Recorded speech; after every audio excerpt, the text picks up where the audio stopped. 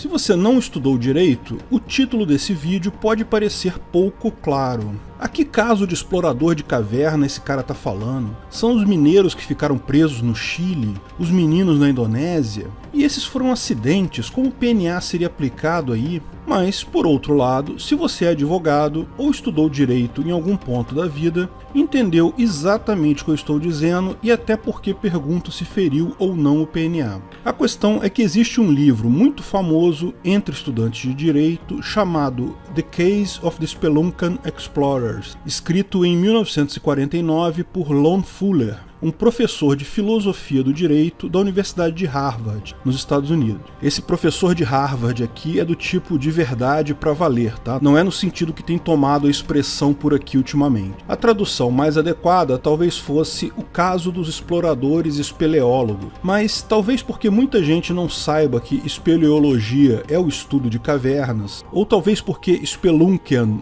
não seja exatamente a tradução de espeleólogo, o livro recebeu por aqui o nome O Caso dos Exploradores de Caverna. O livro conta uma história ficcional, escrita com o propósito de discutir várias coisas sobre o direito, sobre o conceito de justiça. Para que serve a justiça final? Qual é a origem do direito? O que é juspositivismo e jusnaturalismo? Por que isso afeta o julgamento? Além disso, discute as várias gradações que tem nessa discussão entre o juspositivismo versus jusnaturalismo. Porque, como a gente viu, os sistemas jurídicos no mundo todo, na verdade, usam uma mistura dessas coisas. Ou seja, embora seja um livro de ficção, permite verificar a sutileza e importância desses temas. Realmente é um livro muito bom e didático sobre isso. Acabou sendo rapidamente adotado em todo o mundo por méritos, conforme espero apontar na continuação. Praticamente qualquer aluno de direito de qualquer universidade do mundo se depara com esse livro,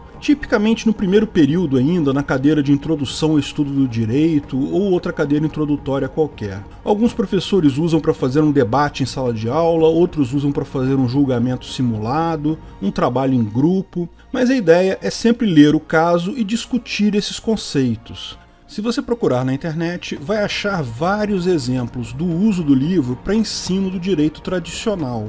Mas lógico, podemos fazer isso também do ponto de vista libertário. Antes de continuarmos o vídeo, aproveite para curtir e se inscrever na página. Clique no sininho para ser avisado de novos vídeos. O caso dos exploradores de caverna fere o PNA?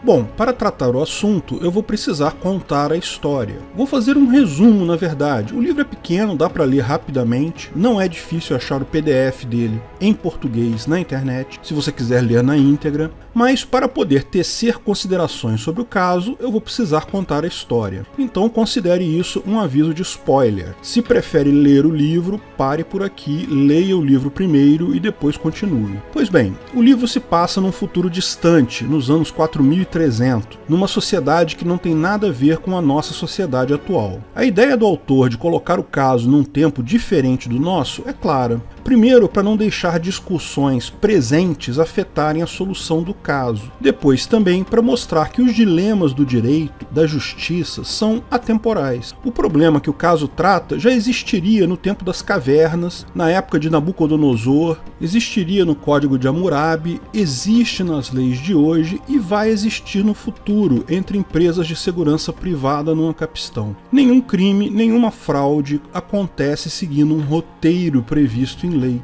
É sempre algo totalmente inesperado. Lógico, a tecnologia e o conhecimento permite amenizar o problema, mas como já expliquei no vídeo quais os limites da justiça privada, não existe justiça perfeita. A justiça sempre vai ter problemas porque lida com um número enorme de incerteza. Então, nesse ano lá no futuro, um grupo de 5 exploradores de caverna amadores, eles faziam parte de um clube de espeleólogos amadores, resolveram fazer uma excursão para uma caverna próxima. Coisa rápida, levaram comida e água para um dia só, equipamento e coisa e tal. Eles não são profissionais, mas já têm alguma experiência, então lembraram de avisar suas famílias para onde iriam, quanto tempo iriam levar, esse tipo de coisa, e avisaram também no clube de espeleólogos amadores para onde eles estavam indo, quanto tempo iam levar e tudo mais. Eles começaram a explorar a tal caverna quando acontece um desmoronamento que bloqueia a entrada da caverna. E agora eles não têm como sair e não têm como se comunicar. Estão todos fisicamente bem lá dentro,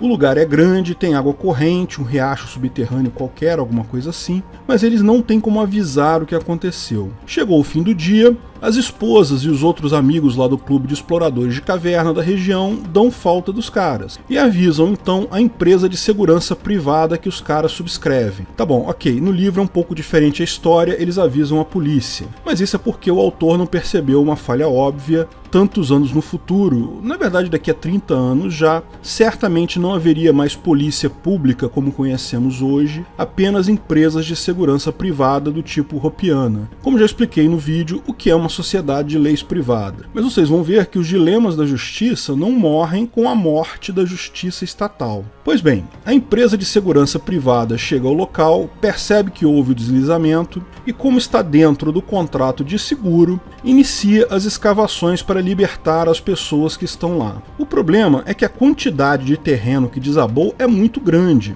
então será necessária uma verdadeira obra de engenharia para chegar até onde os caras estão. Algo similar ao que aconteceu com os mineiros do Chile, você lembra desse caso, não é? Mas tem mais algumas complicações. Primeiro que, ao começarem as escavações dessa obra, ocorre um novo deslizamento e outras 10 pessoas morrem. 10 operários que foram trabalhar nas obras para salvar esses 5 acabam sofrendo um acidente e morrendo. Foi um acidente totalmente imprevisível, mas olha que coisa, 10 pessoas já morreram para salvar as 5 que estão presas. A empresa continua a escavação até que, em determinado momento, conseguem ao menos se comunicar com os exploradores. Nisso já haviam passado 20 dias que os exploradores estavam lá. Parece que um deles tinha um radiocomunicador, mas só funcionava a distâncias curtas, ou estava quebrado e conseguiram consertar. Eu confesso que eu li o livro já faz algum tempo, esses detalhes eu esqueci. Mas não importa, o importante é que agora eles conseguem ao menos conversar com os caras. Com isso surge o nosso personagem principal da história, um dos exploradores chamado Roger Wetmore. É ele quem entra em contato com a equipe de resgate e avisa que estão todos fisicamente bem, que eles têm água à vontade, tem um rio subterrâneo lá, alguma coisa assim,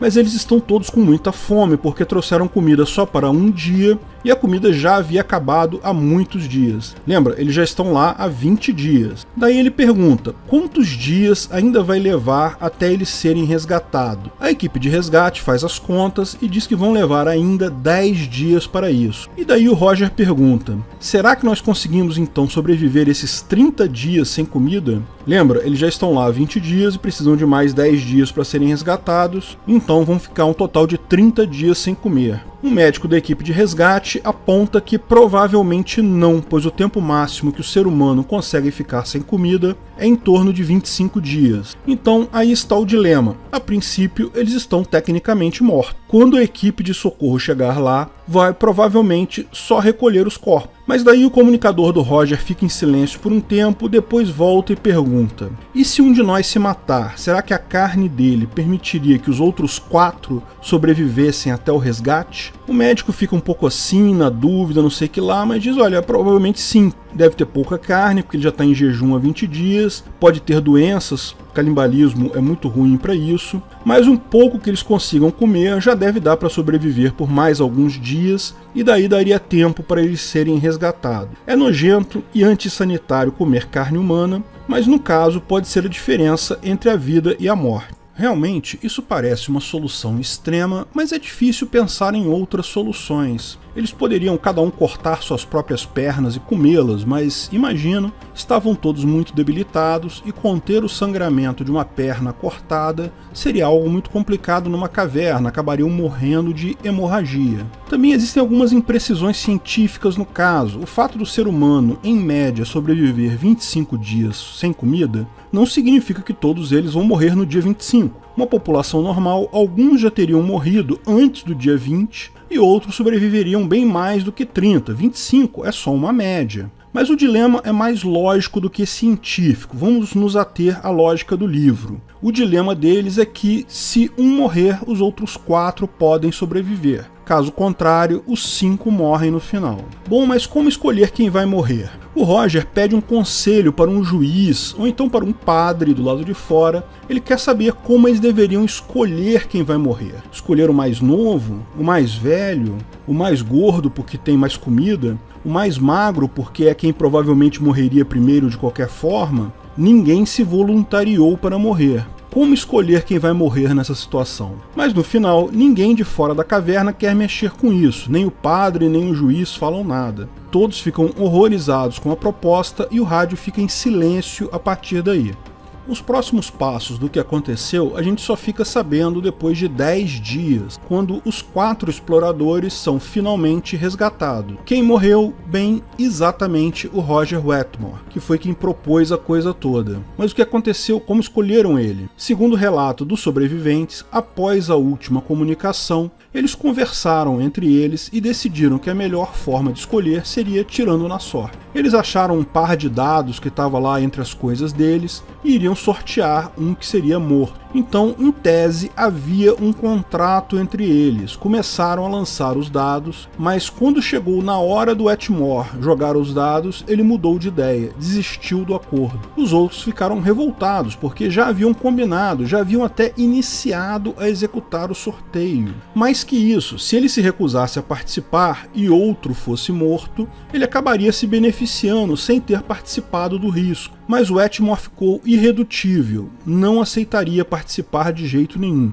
Então os outros 4 decidiram, apenas entre eles, jogar os dados no lugar do Wetmore, continuaram o sorteio entre eles e no final, quem perdeu, adivinha quem foi? Justamente o Wetmore. Ele, lógico, não aceitou o resultado, mas os outros 4 julgaram que ele havia aceito o compromisso e coercitivamente executaram o contrato. Ou seja, mataram ele, se alimentaram da carne do cara e dessa forma sobreviveram até o dia do resgate. Lógico, um crime aconteceu ali. Depois do resgate, os caras foram julgados pela justiça privada da região. Todos eles tinham contrato com a mesma justiça privada e, para a alegria de alguns ANCAPs, essa justiça é do tipo olho por olho, ou seja, se você matou alguém, a pena é de morte. Eu já expliquei em outros vídeos porque eu não concordo com isso, porque eu acho que toda pena deve ser exclusivamente financeira. Veja o vídeo Onde está o erro na ética argumentativa sobre isso,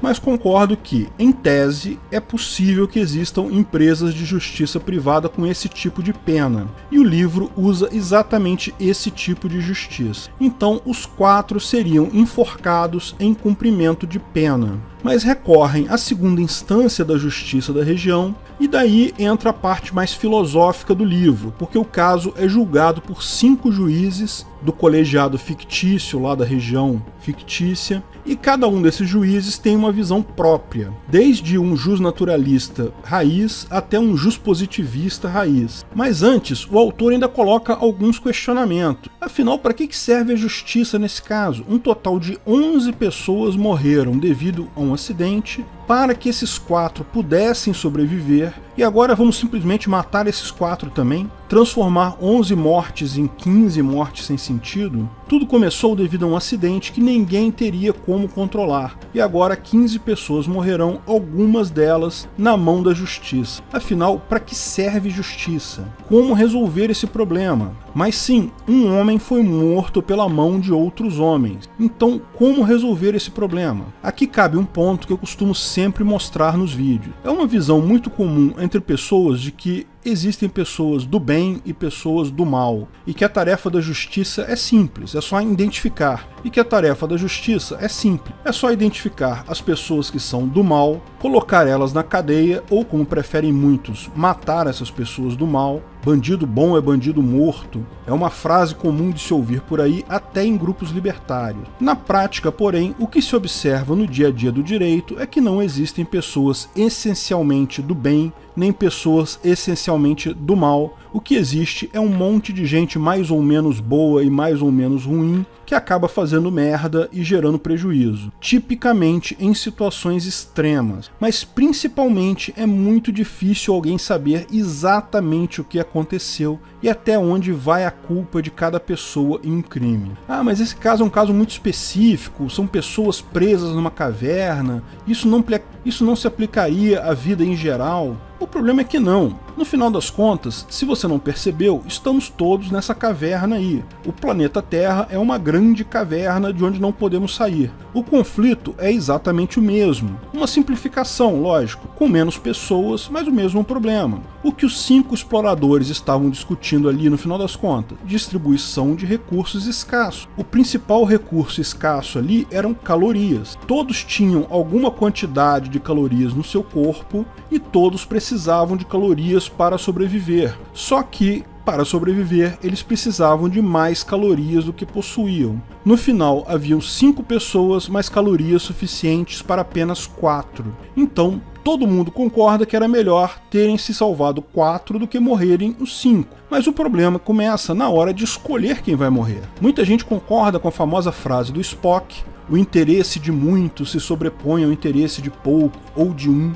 mas é bem menor a aceitação dela quando o interesse que será sobreposto é o seu. No final das contas, esse tipo de visão leva a conflitos extremos, porque há sempre de se achar algum interesse que muita gente tem que pode ser suprido pelo sacrifício absoluto de uma única pessoa. No caso da caverna, se alguém se voluntariasse para morrer, nenhum problema. Mas, como acontece na maior parte das vezes, todo mundo quer ser o muitos cujo interesse será preservado e não os poucos que terão que ser sacrificados para isso. Então, existem inúmeros problemas na aplicação da justiça. Ninguém estava lá na caverna para saber exatamente o que aconteceu. Ninguém sabe se os depoimentos são verdadeiros, se não foram combinados entre os sobreviventes. Existem uma série de incertezas aí, mas o foco que o autor quer destacar do problema é a incerteza do direito. Qual norma deveria ser aplicada? Os caras mataram um homem. Matar alguém é errado sobre praticamente qualquer sistema jurídico de qualquer tipo.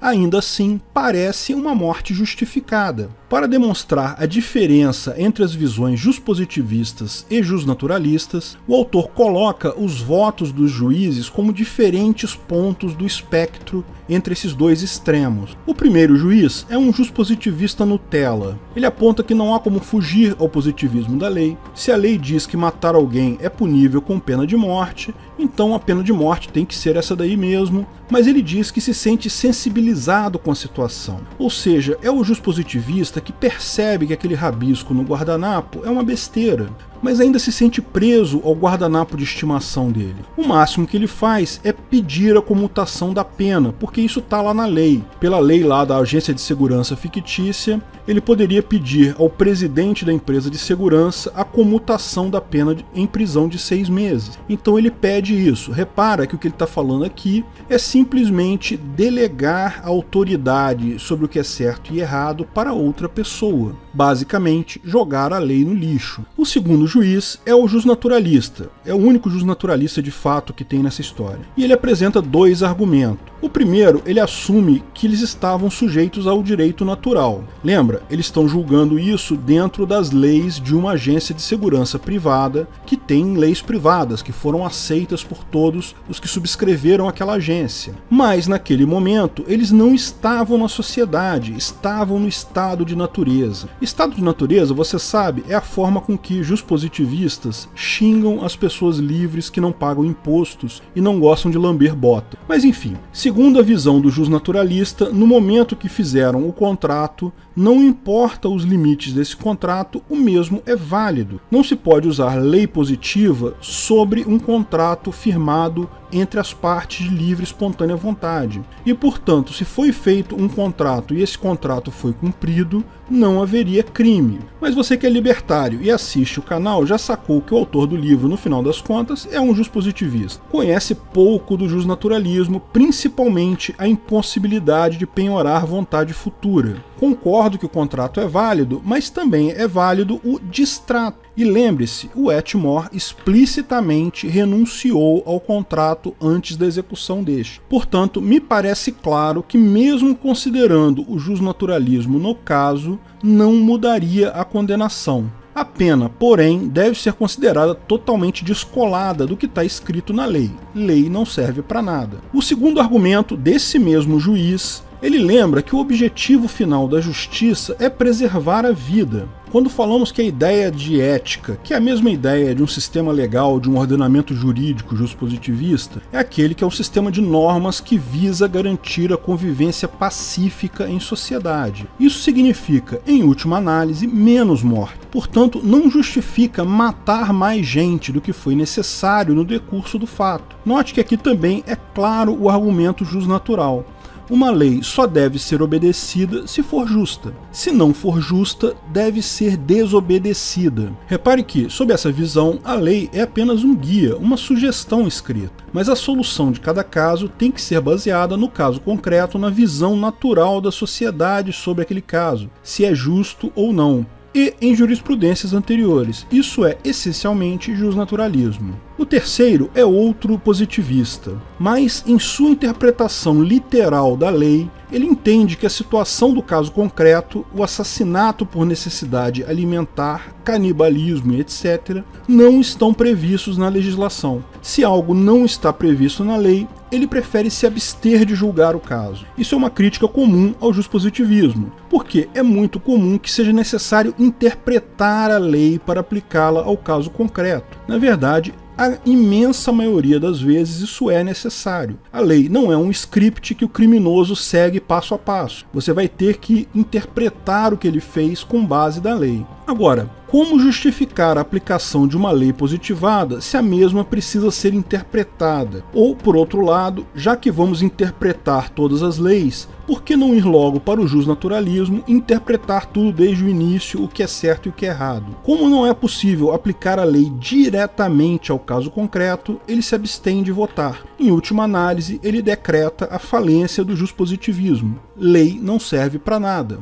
O quarto deles é o que eu mais gosto, é o juspositivista raiz. Ele analisa a coisa assim: o que está escrito na lei? Se matar alguém é pena de morte, certo? A lei foi aprovada no Congresso conforme o procedimento ditado na Constituição. Não há nenhuma outra lei dando condicionais a isso. Então o resto não interessa. Se é justo ou se é injusto, não interessa. O que interessa é o que está escrito na lei. A lei diz isso, não há outra lei contraditando, não há que se medir direitos, não há que se questionar nada. Não há dúvida sobre o processo de geração daquela lei, não há o que se discutir, a pena é clara. Curiosamente, esse é o mais sensato dos juspositivistas, o cara que se agarra à literalidade da lei. O que é certo e errado, o que é ético, o que é moral, não interessa. Interesse da sociedade, foda-se. Tá escrito na lei, tem que ser obedecido. E dessa forma, ele mostra a outra falha do juspositivismo, que é, se tomado ao pé da letra, a lei positiva acaba por não representar as pessoas que as criaram.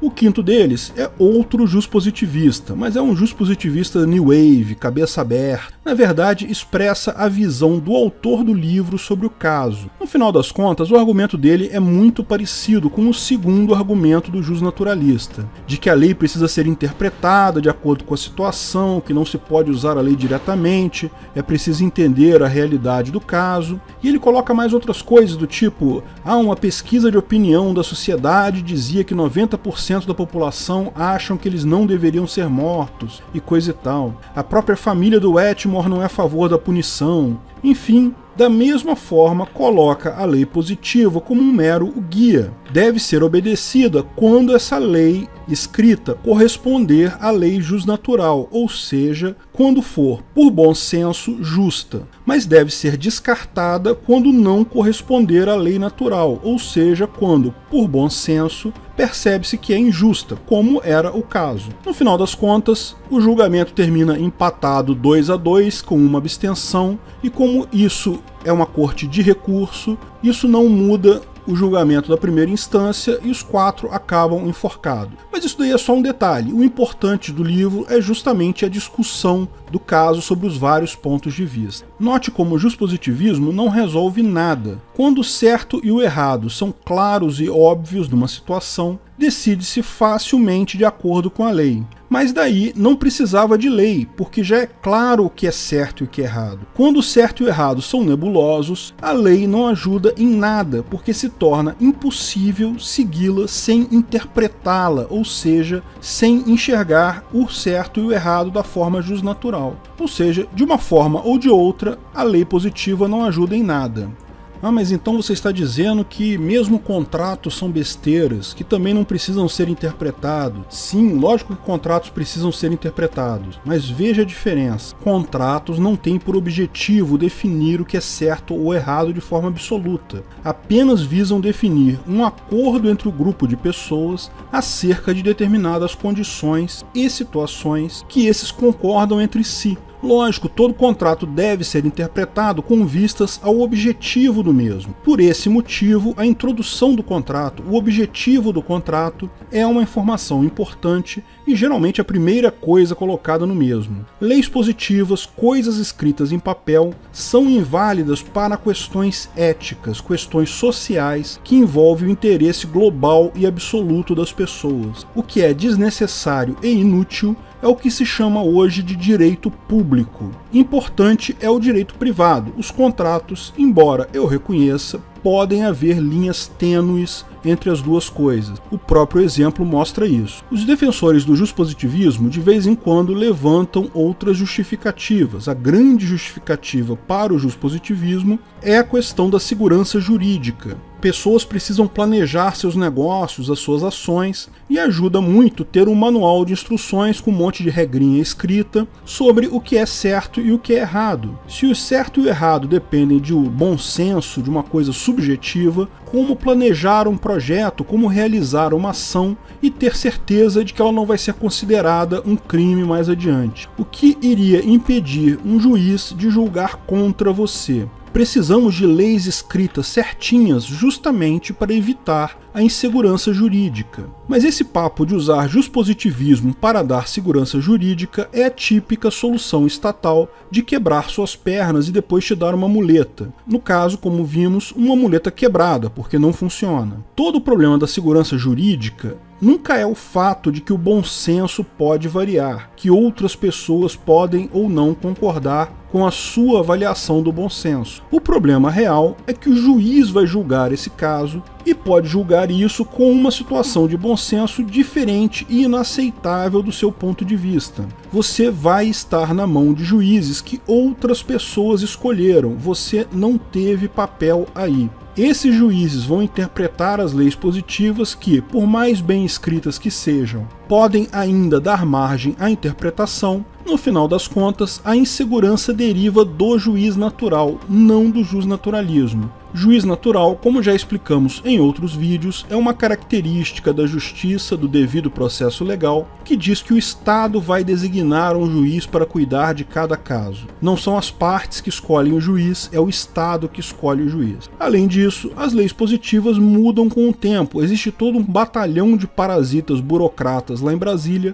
parindo milhares de leis idiotas todos os dias. E você não pode escolher quais dessas leis se aplicam a você. Tanto quem escreve as leis quanto quem interpreta as leis tem um poder enorme na sociedade. Porque eles escrevem boas leis, porque tomam boas decisões? Não, porque eles têm o poder da coação. Eles têm a força nas mãos. Daí que vem a insegurança jurídica. Porque saber o que é certo e o que é errado é muito simples. O problema todo são os políticos que inventaram milhões de leis aleatórias e juízes obrigatórios coercitivos que julgam conforme seus narizes estão coçando naquele dia. Isso é o que gera a insegurança jurídica. Então, os governos prometem leis melhores e mais específicas e vão criando mais e mais muletas quebradas em cima de muletas quebradas, sem nunca resolver o problema. Países com mais tradição jusnatural, por exemplo, países que usam a common law, têm historicamente uma segurança jurídica muito maior, justamente por essa limitação dada a legisladores de parirem novas leis e pela evolução natural das boas decisões. Explicamos isso no vídeo O PNA é uma lei?